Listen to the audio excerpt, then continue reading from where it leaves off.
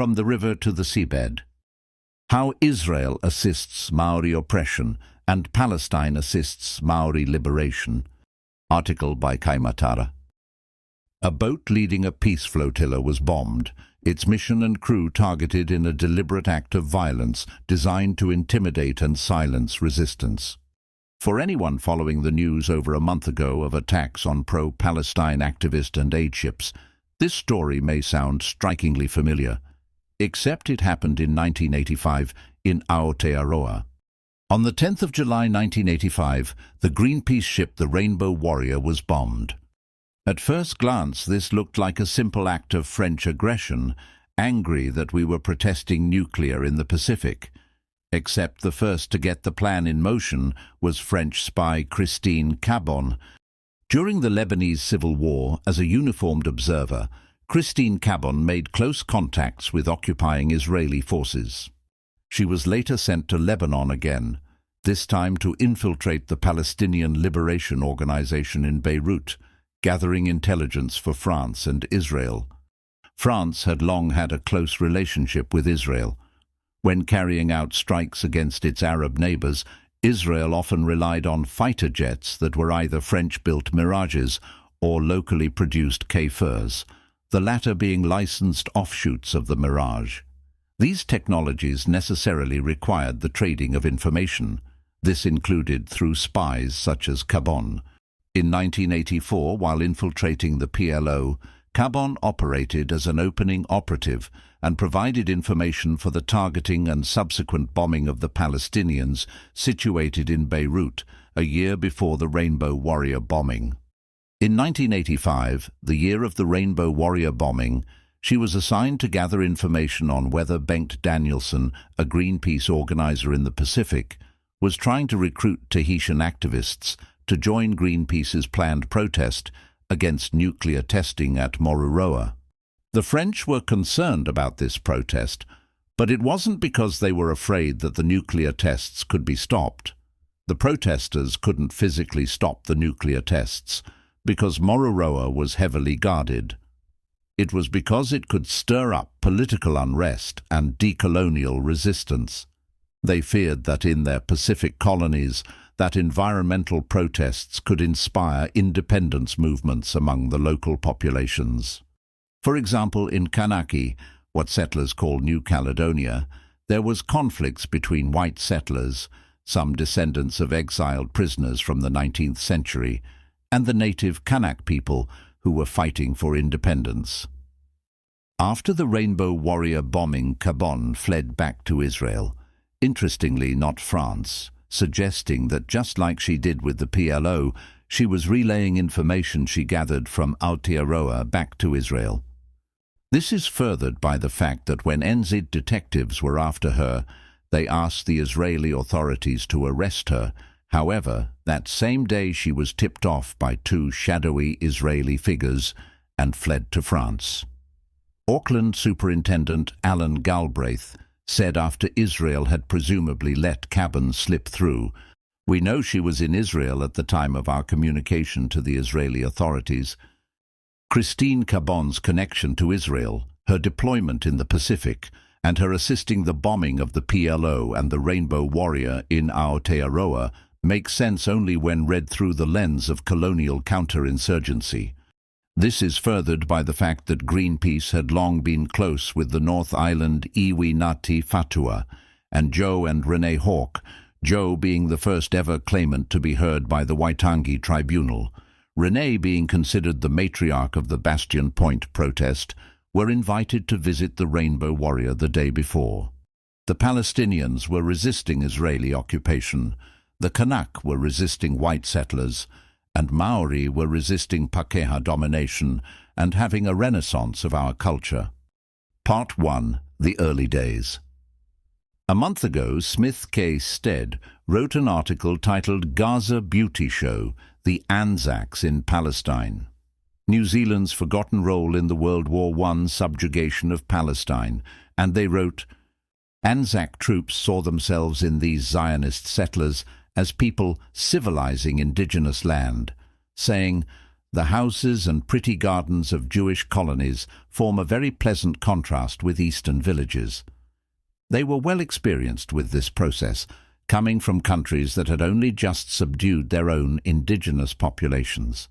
Indeed, in fact, some would actively compare the two, as shown in a 1933 Evening Post article that reported on G. Masson, a former Australian light horse officer and administrator under the British Mandate in Palestine, discussing the similarities and difficulties between the colonization, what they called modernization, of Palestine and that of Māori. The article noted that Palestinians under the Ottoman legacy had tribal lands and communal titles to areas held in undivided shares, and that the head of a family might possess some such fraction as 1/5,000 of the land, amounting to 20 acres.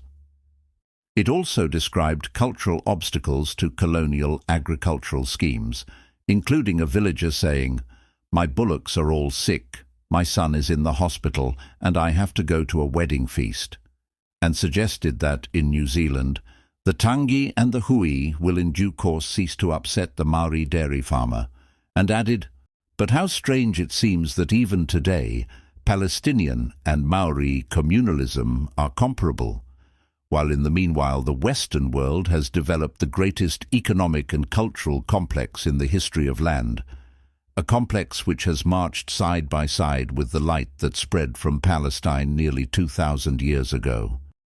This essentially hinted that Maori and Palestinians at the time were both backwards compared to the Western world, showing that colonial administrators like Masson were actively comparing and borrowing strategies of cultural suppression across colonies, which impacted the colonization of both Palestine and Aotearoa. 12 years later, back in Aotearoa, this rhetoric of Palestine being treated as backwards was echoed further when in 1945, then Labour leader and Prime Minister Peter Fraser wrote a letter praising Keren Hayesod, a Zionist fundraising organization for magnificent service to Palestine, where again, as in biblical days, desert places have been made into pleasant land, and where the children of Israel enjoy health and happiness. And to a San Francisco conference, the direct precursor to the UN, everyone living in Palestine would naturally benefit from what the Jewish people have made out of a land which was once a desert, until the desert bloomed as a rose.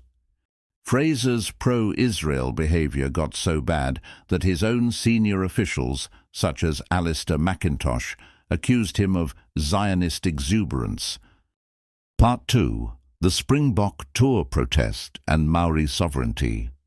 In 1978, members of Ngāta Matoa, Donna Awatere Huata, Rebecca Evans and Josie Keelan were invited to Cuba for the 11th World Festival of Youth and Students as delegates for the Maori nation.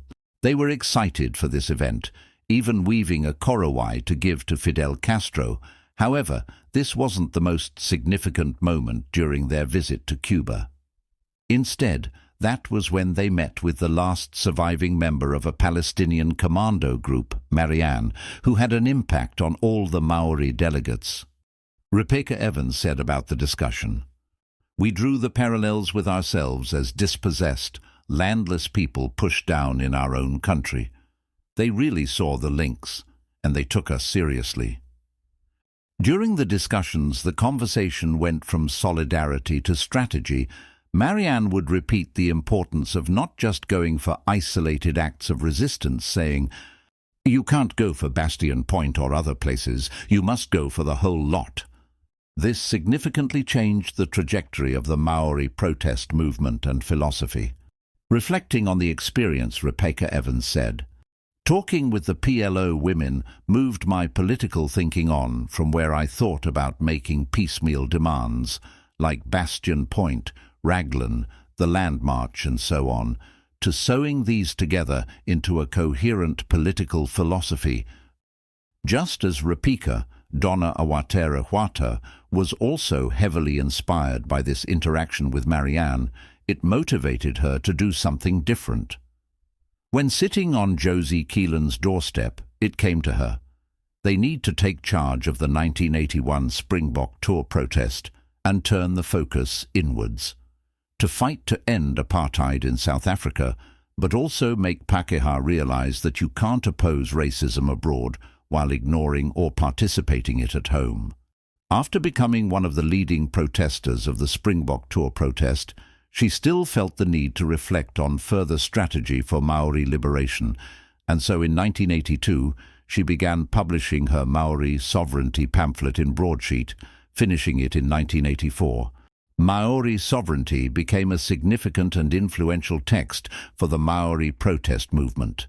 The strategic success within it can be lent to the Popular Front for the Liberation of Palestine, as Maori sovereignty was structured on and heavily inspired by the theoretical principles within a 1969 pamphlet by the PLFP titled Strategy for the Liberation of Palestine, where Donna Awatere Hwata would replace Zionism with Christianity, Israel with Pakeha New Zealand, and so on. Part 3. A Smack in the Teeth. In 1986, Maori felt betrayed as under the Longi Labour government, a member of the Zionist Federation of New Zealand, Wally Hirsch, was appointed race relations conciliator without adequate consultation with Maori. This was an affront to Maori and Palestinians alike. Maori actor Eru Potaka Dues called Hirsch's appointment a smack in the teeth for Maori and intended to lodge a formal complaint with the Human Rights Commission, arguing that the appointment constituted discrimination against Maori because it ignored our right to be involved in decisions affecting our communities. Part 4. The Rainbow Warrior continued. In August 2025, Israel launched what is called a double tap strike against Nasser Hospital.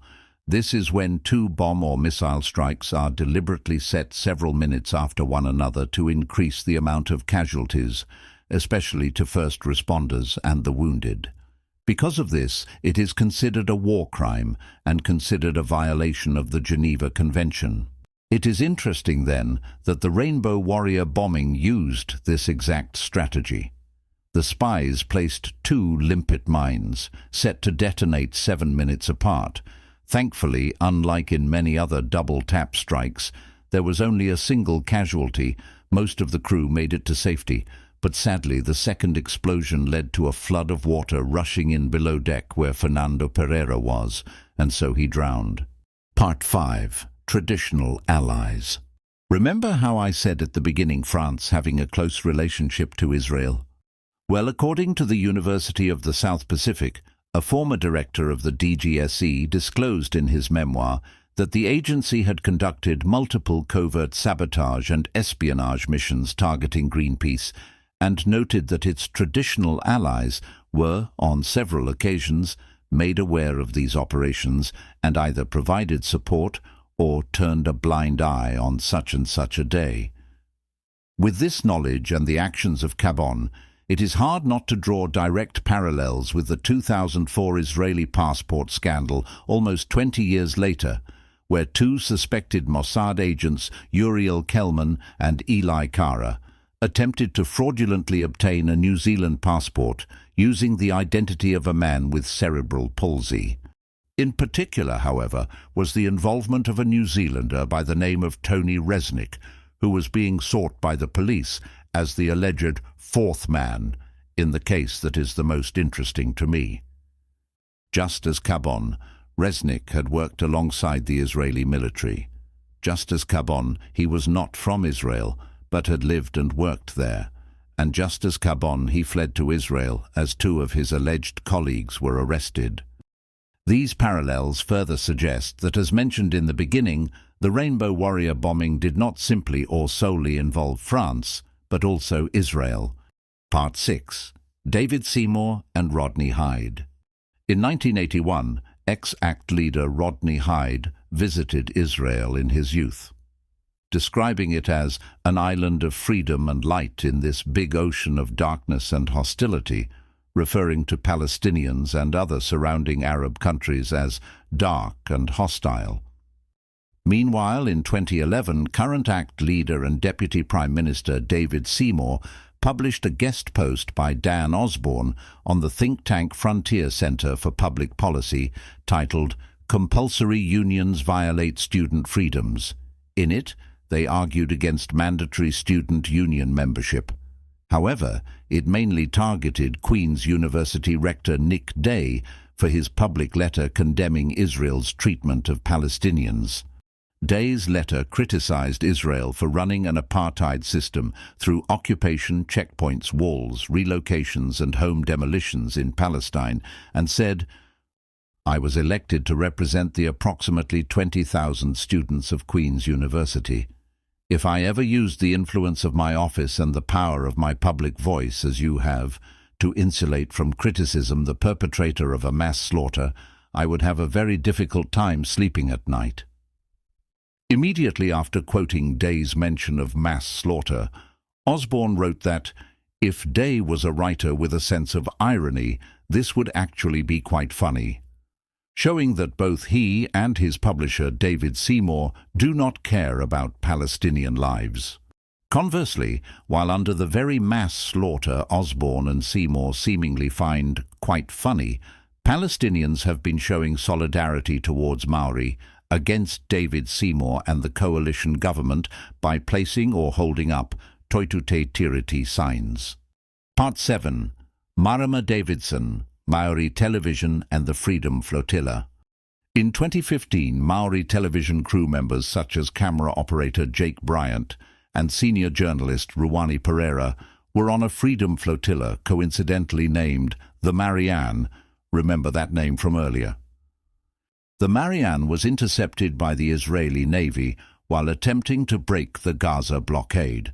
Despite coming peacefully and carrying only things like solar panels and medical equipment for Palestine, the Israelis decided to intercept the boat, and while the Maori television crew were unharmed, the IDF tasered another person on the Marianne, as shown by Freedom Flotilla Coalition, IDF violence against Marianne peace sailors. A year later, in 2016, New Zealand politician for the Greens Marama Davidson went on another flotilla. This time it was the Zaytuna Oliva with Sin Sophie Rexton and Emma Rinkvist. Below is a video of them singing a song for Gaza on their way to Palestine. Just as they did with the Marianne, the IDF intercepted the Zaytuna Oliva and they kidnapped Marama Davidson, detaining her for 2 days. Part 8. He Ao Kotahi. In 2017, a series was released called He Ao Kotahi, where Maori artists Paitangi Ostik and Katz Maihi went to Palestine to meet and interact with Palestinian artists. Paitangi got to meet a Bedouin woman in Palestine and was delighted to find out they had facial markings that somewhat resemble Mokoko Y. However, this had a negative effect when going through the checkpoints as the IDF were filming her, and she felt the need to cover her moko around them. During Katz's visit, he gave Palestinian musician Shadi Zaktan a kirituhi/tamoko. Katz opted to name it Tamoko. Part 9. Don Brash, Hobson's Pledge, the Israel Institute of New Zealand, and Juliet Moses. When Massey University cancelled notorious anti-Maori racist Don Brash's planned talk in 2018, Juliet Moses, of the New Zealand Jewish Council, framed the university's decision as censorship and a betrayal of free speech, and praised people who came out against the Brash ban. This wasn't just a one-off either. In October 2023, Moses and the Israel Institute of NZ directly pushed racist anti-Maori rhetoric, while once again defending Don Brash in response to Professor Mohan Dutta talking about decolonization in Palestine, with the Israel Institute of New Zealand saying things such as, "Dear Prof. Jan Thomas, you banned Don Brash from your campus for fear he might emotionally harm staff and students by talking about his career. Do you have any comment at all about Prof. Dutta's support for the acts of Hamas, which have included rape, slaughter, decapitating babies, and kidnapping families?" As a quote tweet to their earlier post, which said, Prof. Duta expressed solidarity with the horrific acts and presumably wants Māori to follow Hamas's lead to decolonize Aotearoa. #They support evil. Echoing this, Juliet Moses said, "It's doing the opposite. It's asking if Duta thinks that's the way to achieve decolonization. Would he suggest Māori do the same thing?" Showing not only a clear alignment to Don Brash, but also hatred for Māori and decolonization. Part 10, Rainbow Warrior concluded. Almost as if coming full circle, on July 20th, 2025, a pro-Palestine protest was held on the Rainbow Warrior, marking 21 months of the Israeli genocide in Gaza. Several people aboard the campaign vessel, which had been hosting open days over the past 2 weekends prior, held up Palestinian flags and unfurled a large banner reading, "Sanction Israel, stop the genocide." People always say that struggles are intertwined, and they are right. If it weren't for the Palestinians, we wouldn't be where we are today. It's about time we show them true solidarity. Because as Josephine Varghese pointed out on their speech at the National Aerospace Summit protest, how can we achieve Tino Rangatiratanga as long as they are using our whenua to send satellites that will put bombs on children in Gaza? That's not Tino Rangatiratanga. The land was stolen, and now it's being used for this industry. None of us are free until all of us are free. Ngā mihi.